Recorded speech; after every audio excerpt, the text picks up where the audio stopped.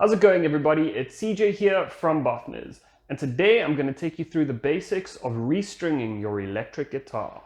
Right, so we've got our electric guitar over here, and we have a fresh pack of Ernie Ball regular sling keys, and we're going to restring this thing. Obviously, the place to start is by removing the current strings. So the first thing we're going to do is just start winding down the strings like this. In the case of most guitars, they'll just pop right out as soon as you've unwound them. But in some cases, like this guitar that I'm showing you on today, you'll find locking machine heads, which you'll just have to unscrew like I'm doing over here at the back. And then once you've unwound them, the string should pop out nice and easily. And then of course the next step is to get the string out at the bridge side. In some guitars it'll be right at the end of the bridge over here. But in this case, which is why I wanted to show on this guitar as well, you see at the back it's got little holes because it is strung through the body. So now I'm just going to push them out the back just like this, and we'll be able to grab the string from the other side. And now we just need to repeat this exact same process 5 more times. Just unwind all of them. If you've got locking machine heads, unlock those and then pull them out the other side. Right, now we have a stringless guitar. Something that does happen obviously is dust and grime can build up under the guitar over time. It's a spot that you can't really get to wiping it down when it's got strings on, so this is always a great opportunity just to wipe it down, so I'm going to do that. Right, now we have a clean slate, we have our guitar with no strings on it. Let's start with our pack of strings again. Let's open her up.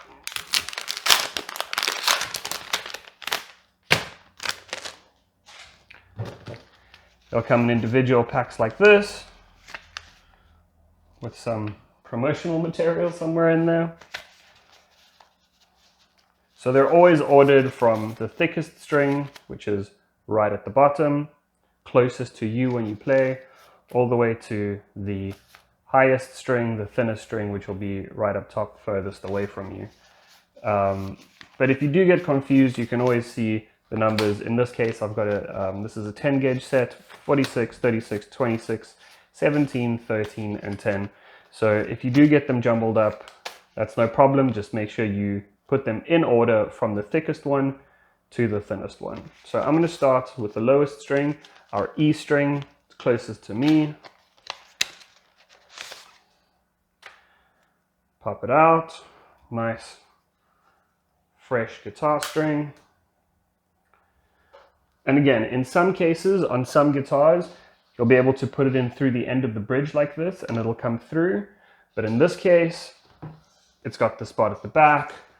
So we're going to feed it through over there.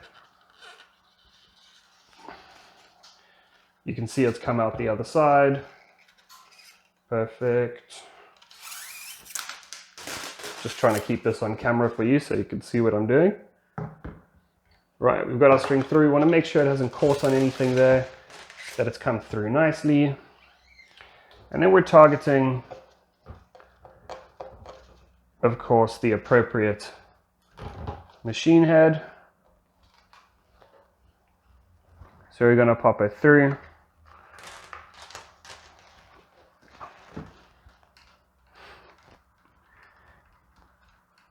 Make sure our locking machine heads are loose enough in my case. And push it through. Right, now it's attached at both ends. We want to give it a little bit of slack so that when we pull it tight, we can get our string a couple of winds at least, just to get it in there nice and solid. So what I usually do is somewhere around the 12th fret, I'll just give it a little bit of space like that. And then I'll go to the headstock over here and I'll just give it a little kink before I start winding. That's specifically helpful in a non-locking headstock because you want to have something that when you start turning, it's not going to come loose and pop right out. But in this case, I've got the locking headstock, so I'm going to tighten it up over here, lock it in place, and then the kink wouldn't be necessary in this case, but I've just done it just to show you guys that if you don't have a locking headstock, adding that, so when we start winding her up now, it would stay in place. So you always want to keep your wind to the inside, so the string comes around that way, rather than outside, because it would affect the angle that it went across to the nut of the guitar over here. So now I'm just going to wind this up. You can, of course, use a string winder for this. It goes a lot quicker, but I've opted to do this without a string wire, just to show you guys that it is possible to do it without one. It just takes longer. You got to keep twisting. A string winder just pops on the end, and you can do it a lot faster. But there you have it. I've wound it up, and now we have one string ready to go. And once we're done with this, we can just clip it off right at the end. Empty. Let's jump over to the A string.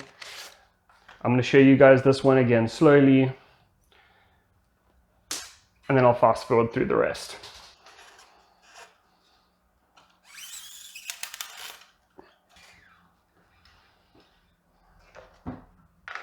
Right, so once again, I've made sure this is loose in my case. You may not have it.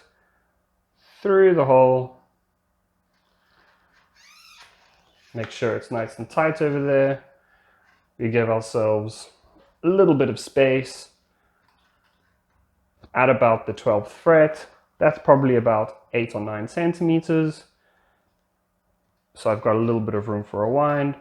Put a small kink in it, just to lock it in the case that you don't have locking machine heads like I've got here. I'm going to tighten up this locking machine head though. It needs to be tightened at this stage. Locked in. And then we can begin winding our string.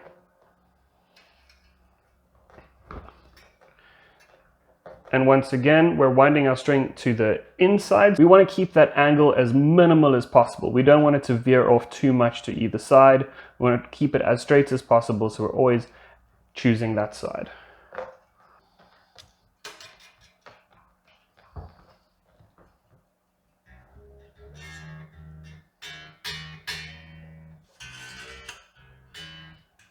There we go, and we now have 2 strings on. We don't have to worry about getting these in tune just yet. We just want to get them tight. Again, not too tight. If you over tighten it, it will snap, so you want to be a little bit careful with that. But if it sounds like it's a little bit too low, but it's at least nice and taut and not flopping around the place, that's perfectly okay for now. Once we've strung the entire guitar, we'll tune it then. Right, so I'm going to move ahead with the next 4 strings. It's precisely the same process. We're following the same guidelines, so I don't need to talk through it again. I'm just going to quickly jump ahead and get that done.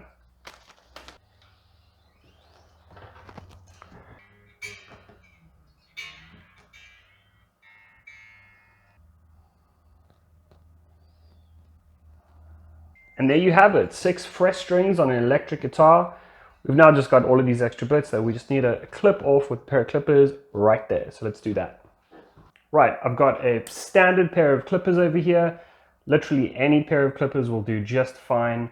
Again, if you want to make your life easy, you can get some great tools that we do sell here at Boffner's, like from Ernie Ball, a string winder / clipper, things like that. But again, you don't need any of that stuff. We're approaching this as if this is your very first time restringing a guitar. You might not have that kind of thing with you. And this is how you get the job done with the type of thing that most people would have available in their homes. So all we're going to do is we're going to get nice and close to the machine head and just clip it off. And we're going to just make our way through doing that with all 6. The big thing you want to be careful about not doing here is accidentally chopping one of the actual strings that you've just put on.